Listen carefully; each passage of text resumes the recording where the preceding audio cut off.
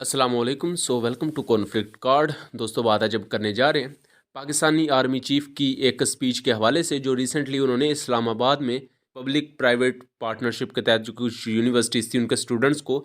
तकरीब में उन्होंने कुछ बातें कही।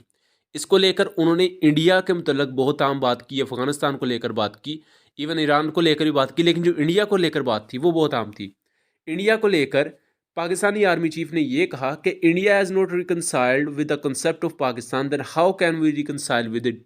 कि जब इंडिया ही हमारे वजूद को नहीं मानता और हमसे दिली बुग़्ज़ रखता है, तो ये कैसे मुमकिन है कि पाकिस्तान हर दफ़ा अमन की बात करता रहे और इंडिया हमारे ख़िलाफ़ बोलता रहे, बट फिर भी हम यही कहते रहें कि पाकिस्तान अमन चाहता है इंडिया के साथ, या पाकिस्तान अमन की खातिर सब कुछ करेगा। यहाँ इसके पीछे की पूरी हिस्ट्री है। और ये बयान उसी वक्त आया जब पाकिस्तान की मिनिस्ट्री ऑफ फॉरेन अफेयर्स ने बाकायदा एक प्रेस रिलीज़ की, जिसमें सबूत दिखाए गए कि किस तरह दो इंडियन रॉ के एजेंट्स थे जिनका नाम योगेश कुमार और आनंद कुमार था। इन्होंने यहाँ के लोकल रिसोर्सेज यानी कि पाकिस्तान में कुछ लोगों को अपने साथ मिलाया और दो पाकिस्तानी शहरियों को मर्डर किया, उनको कत्ल कर दिया। ये जो दो पाकिस्तानी शहरी थे, ये शाहिद लतीफ़ थे जिसको 23 अक्टूबर को कत्ल किया गया सियालकोट से बाहर रावलकोट के नज़दीक, और दूसरे शहरी थे मोहिद हारिस जिनको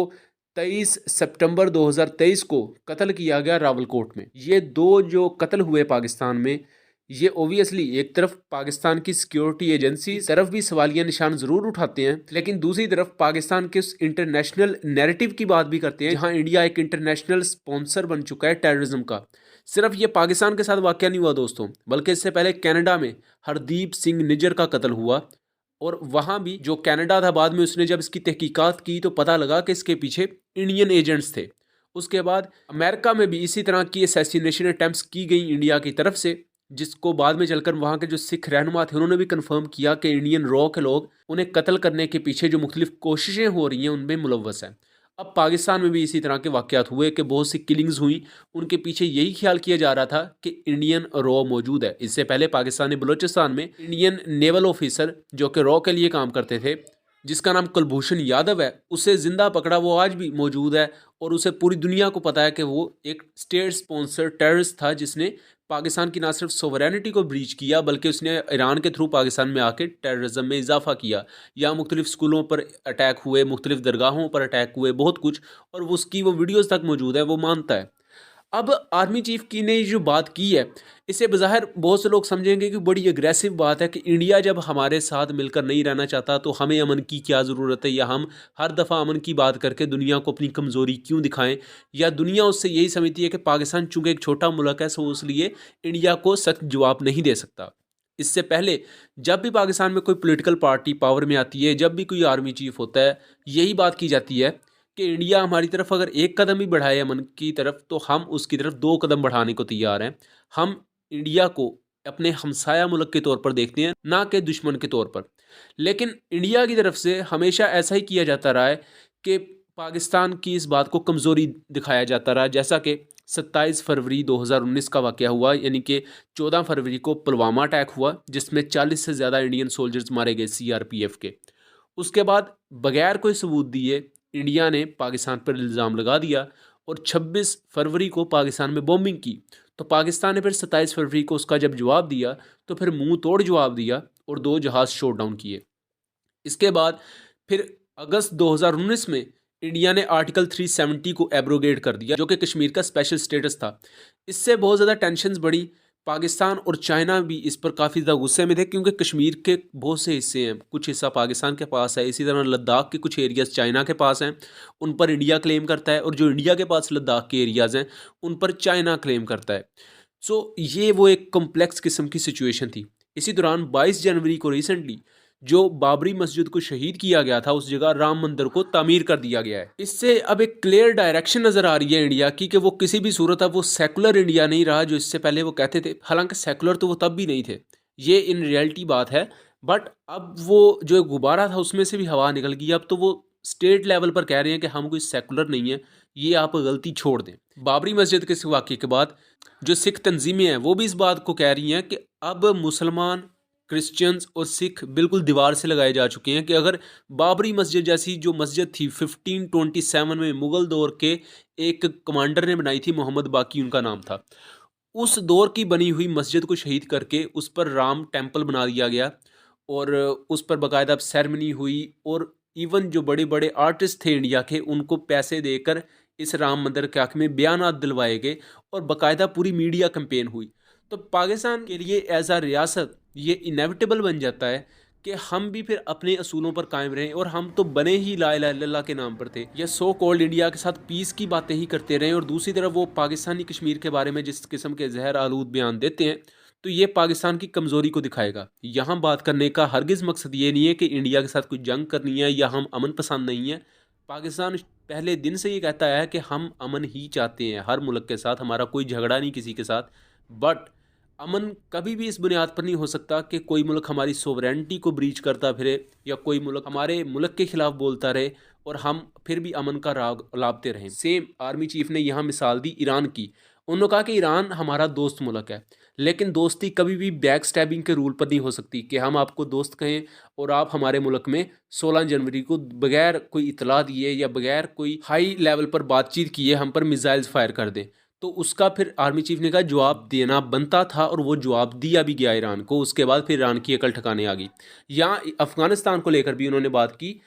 कि जब पाकिस्तान बना था तो अफ़गानिस्तान उन मुल्कों में से था जिसने पाकिस्तान को रिकग्नाइज शुरू में नहीं किया था, लेकिन इसके बावजूद भी पाकिस्तान वो मुल्क था जिसने 5 मिलियन अफ़गान लोगों को अपने मुल्क में 50 साल तक पनाह दी। और वो जब अफ़गानिस्तान में सोवियत्स ने हमला किया तो उसके बाद 50 साल उससे लेकर आज तक 1970 से लेकर आज तक हो गए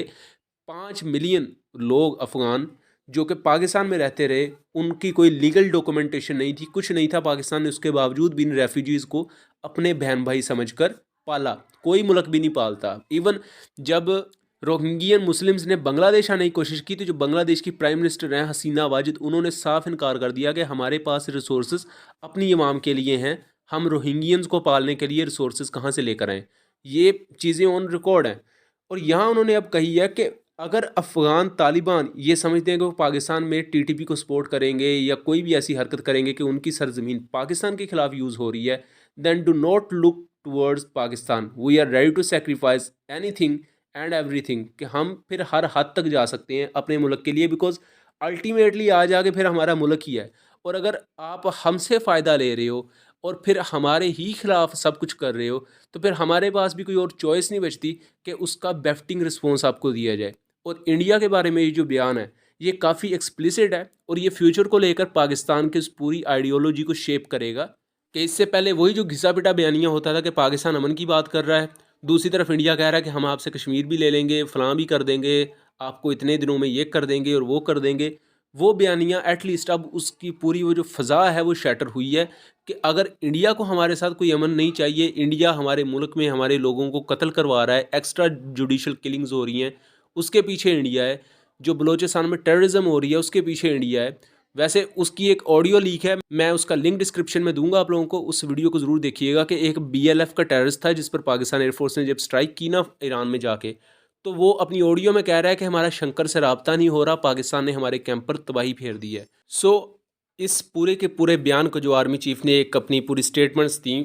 या मैं यूँ कहूँ कि एक स्पीच दी, इसका एक पूरा कॉन्टेक्स्ट है। और अगर उस कॉन्टेक्स्ट को या उस पूरे बैकग्राउंड इन्फॉर्मेशन को समझे बगैर अगर हम इन बयानात को देखेंगे तो शायद ये बयानात बहुत हमें एग्रेसिव लगें दूसरे कंट्रीज़ की तरफ, लेकिन अगर इनकी पूरी हिस्ट्री को पढ़ के हम इन बयानात को समझेंगे तो फिर हमें समझ आएगी कि अब पाकिस्तान इतना ज़्यादा एग्रेसिव क्यों हो रहा है। बिकॉज पाकिस्तान थक चुका है इन तमाम चीज़ों को बर्दाश्त करते हुए कि एक तरफ हम अफ़गानों को अपने मुल्क में स्कॉलरशिप्स भी दे रहे हैं, उनके स्टूडेंट्स को, हम उनको, हमारे मुल्क में गंदम का बहरान था और हम उन्हें गंदम प्रोवाइड कर रहे थे जब इनकी नई नई हुकूमत आई है तालिबान की। मतलब पाकिस्तान हर हद तक गया जस्ट इस वजह से कि अगर अफ़गानिस्तान में अमन होगा तो पाकिस्तान में अमन होगा। बट उसके बदले में हमें क्या मिल रहा है, टीटीपी कुनार प्रोविंस से पाकिस्तान पर हमले कर रही है, खोस्त से उठ के हम पर हमले कर रही है। एंड इसी तरह इंडिया है जो कभी 2019 में कह रहे थे कि पाकिस्तानी कश्मीर हम ले लेंगे, फिर 2021 में कह रहे थे ले लेंगे, फिर 2022 में जय श्री राम करके ले लेंगे, आज तक वो नहीं ले सके। बिकॉज उनका एक अलग डिस्कोर्स है, उन्हें पता है कि पाकिस्तान के खिलाफ बोलेंगे तो हमें वोट मिल जाएंगे। एंड इसी वजह से